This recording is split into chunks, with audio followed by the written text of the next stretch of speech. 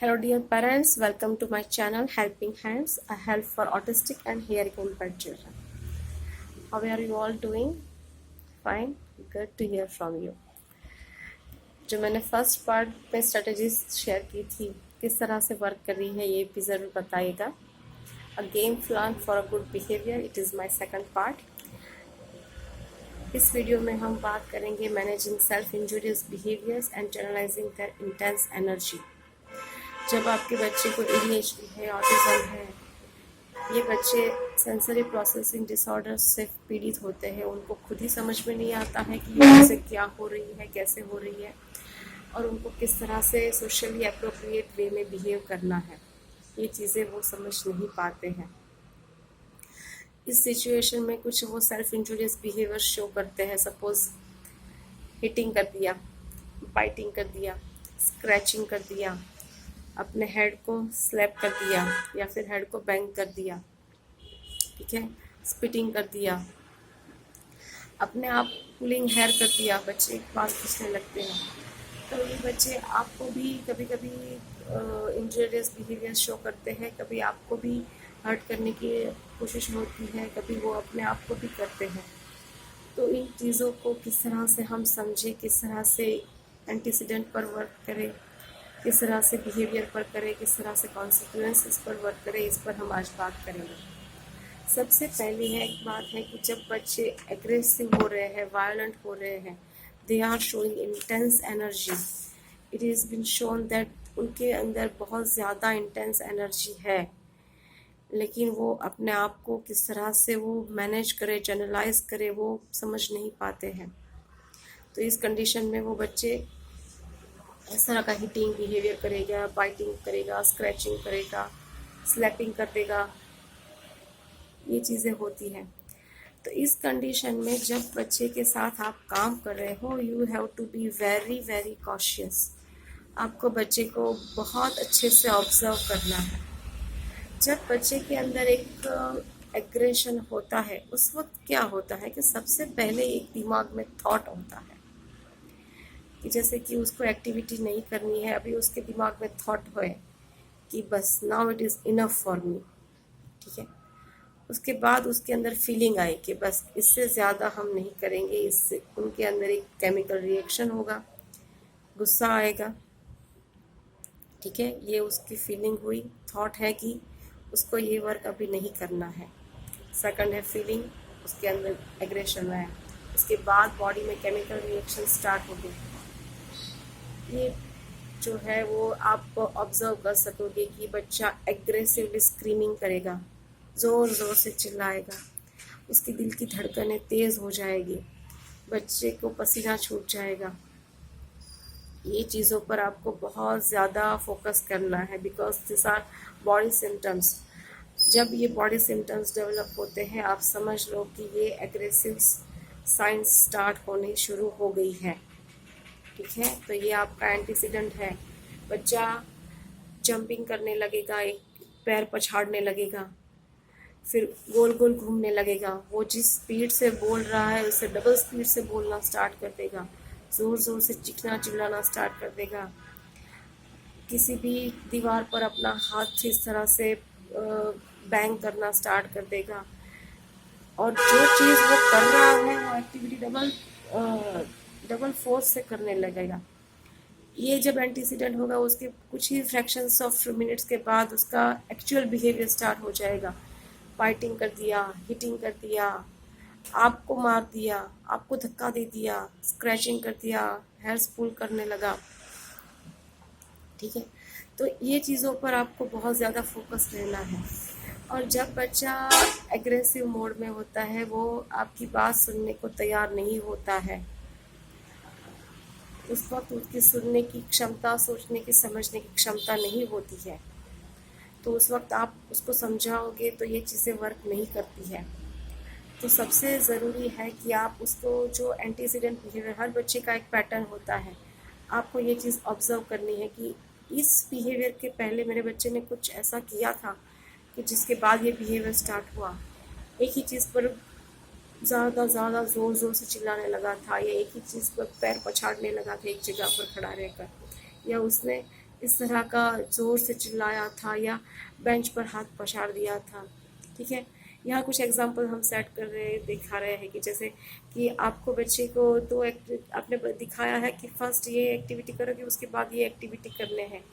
आपके बच्चे को आपने पजल दे दिया, सपोज 10 मिनट्स पजल करने के बाद उसके ब्रेन में ये थॉट आ गया कि बस इससे ज़्यादा मैं पजल नहीं करूँगा, मुझे नहीं करना है।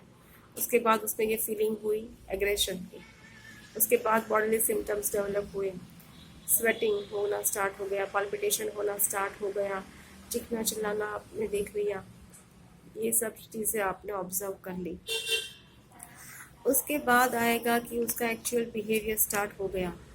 ठीक है, तो अब आप कॉन्सिक्वेंस क्या दोगे, किस तरह की सेंसरी स्ट्रेटजीज आप बच्चे के साथ यूज़ करोगे कि जिससे बच्चा ये जो सेल्फ इंजूरियस बिहेवियर है वो ज़्यादा डिस्ट्रक्टिव ना हो, बच्चा अपने आप को इतना हार्म ना करे, आपको ना करे या टीचर्स को या दूसरे बच्चों को ना हार्म करे।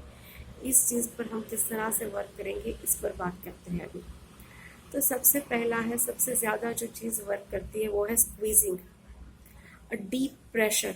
आप बच्चा हिटिंग करना स्टार्ट करें इससे पहले आप बच्चे का हाथ होल्ड कर लो और फिर उसको डीप प्रेशर दो फॉर 30 सेकंड्स। उसके बाद फिर रिलीज करो, वापस से दो। इस तरह से कम आप 5 या 6 बार करोगे तो आप ज़रूर महसूस करो क्योंकि बच्चे के अंदर जो इंटेंस एनर्जी थी वो कम होने स्टार्ट हो गई है। फिर बच्चा आपके ऊपर हाथ उठाए उससे पहले ही आप उसका हाथ पकड़ लोगे।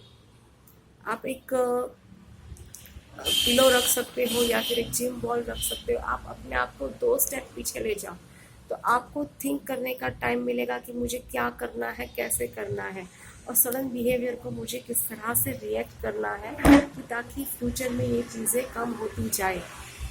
For a game plan for a good behaviour, आपको नेगेटिव बिहेवियर्स को भी कम करना ज़रूरी है, उनको जनरलाइज करना भी ज़रूरी है। जैसे कि सपोज आपका पानी का ग्लास है, उसमें आधा पानी है आधी हवा है।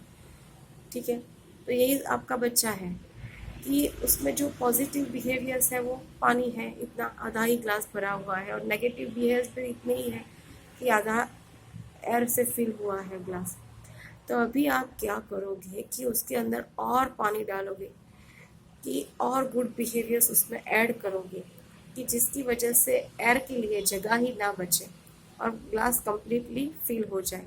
ये चीज़ आपको करनी है कि आपको गुड बिहेवियर्स ही इतने इंटेंस करने हैं कि नेगेटिव बिहेवियर्स के लिए जगह ना रहे। तो आपको ये नेगेटिव बिहेवियर्स किस तरह से मैनेज करने हैं, किस तरह से उस पर वर्क करना है, ये भी समझना ज़रूरी होगा।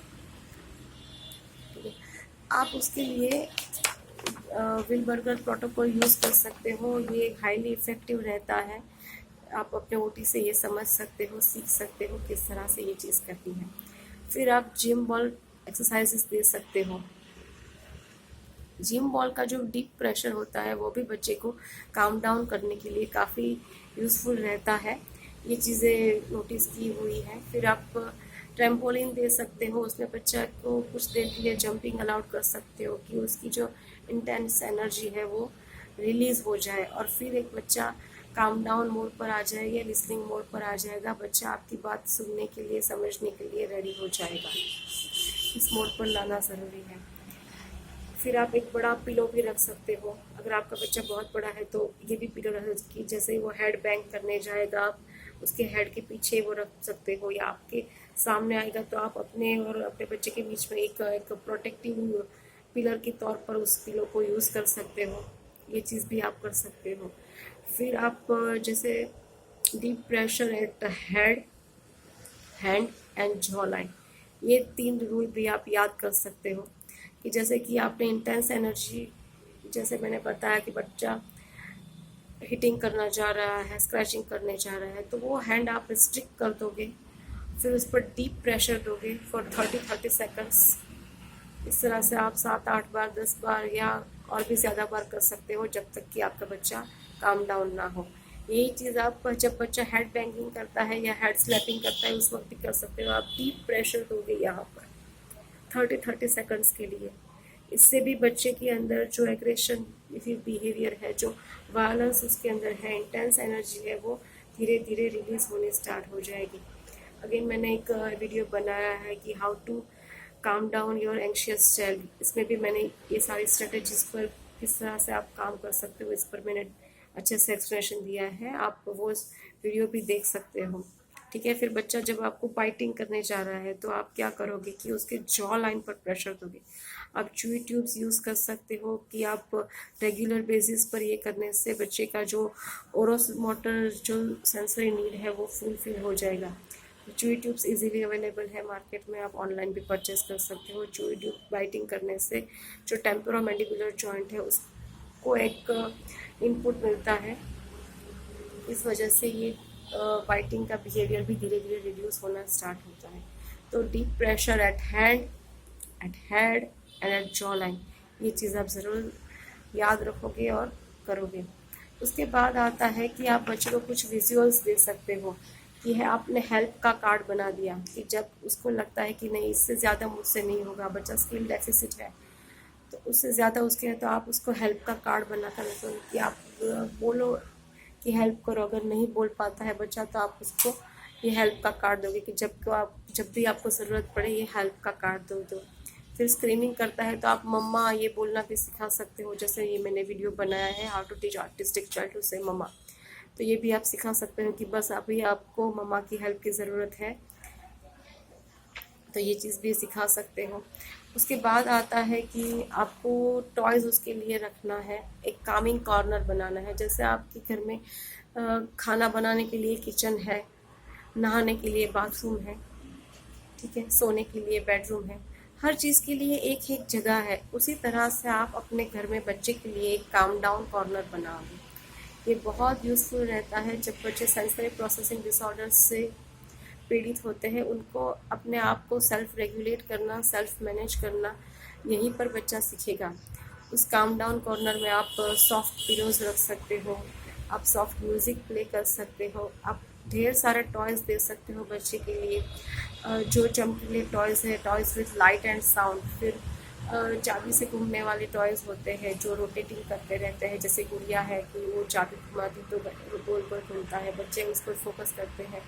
फिर कुछ टॉयज़ ऐसे भी आते हैं सेल से होते हैं कि जिसमें सेल डाल दिया, ऑन कर दिया, वो लाइट और साउंड प्रोड्यूस करेगा और घर में गोल गोल घूमता है। ये चीज़ें भी बच्चे के लिए यूज़फुल रहती है। फिर रोटेटिंग बल्ब्स आते हैं कि जिसमें से अलग अलग कलर की लाइट्स दीवार पर थ्रो होती रहती है। फिर आप मछली घर पे रख सकते हो, पानी का एक बाथ टब बना सकते हो। फिर अगर बच्चा टैक्टाइल चाहता है तो आप काइनेटिक सैंड यूज़ कर सकते हो या फिर normal sand, wet sand use कर सकते हो। तो इस तरह की चीज़ें हैं। सॉफ्ट टॉयज़ दे सकते हो, ये भी बच्चे को इस तरह से कामिंग डाउन इफेक्ट देती है, तो ये भी आप यूज़ कर सकते हो।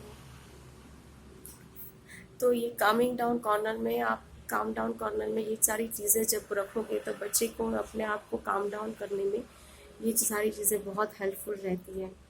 ठीक है, अगेन हम जाते हैं डीप प्रेशर पर। तो जैसे मैंने हैंड और जॉ पर डीप प्रेशर देने के लिए बात बताई, उसी तरह से आप बेयर हग दे सकते हो। जैसे बच्चा जब ये चीज़ करने जा रहा है, हिटिंग करने जा रहा है, बाइटिंग करने जा रहा है, आप बच्चे को अपनी गोदी में बिठा सकते हो या फिर खड़े रहकर आप पीछे से इस तरह से बेयर हग दोगे, कम्प्लीटली डीप प्रेशर दोगे। उससे बच्चे की इंटेंस एनर्जी है वो धीरे धीरे रिलीज़ होती जाएगी। फिर आप विजुअल्स दिखा सकते हो, आप रूल्स सेट करते हो, जैसे कि मैंने बताया कि हाथी की 4 रूल्स सेट करो कि आपको जैसे खाना खाने से पहले आपको हाथ धोकर ही डाइनिंग टेबल पर बैठना है, तो ये रूल बन गया।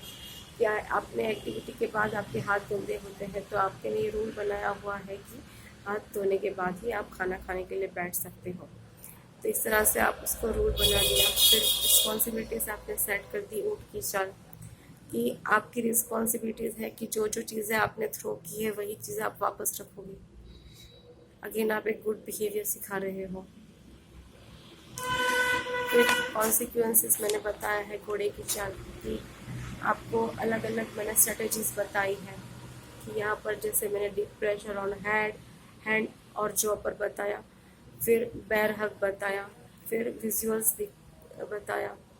उसके बाद मैंने आपको काम डाउन कॉर्नर का बताया। काम डाउन कॉर्नर ज़रूर आप अपने घर में बनाइएगा, इससे बच्चे को अपने आप को सेल्फ मैनेज करना बहुत जल्दी सीख जाते हैं और अपने आप को बच्चे शांत करना भी सीख जाते हैं। ठीक है, अगेन मैंने आपको एक ऑल फैक्टरी गस्टेटरी सेंस पर किस तरह से वर्क करना है ये वीडियो मैंने बनाया हुआ है कि how to calm down anxious child.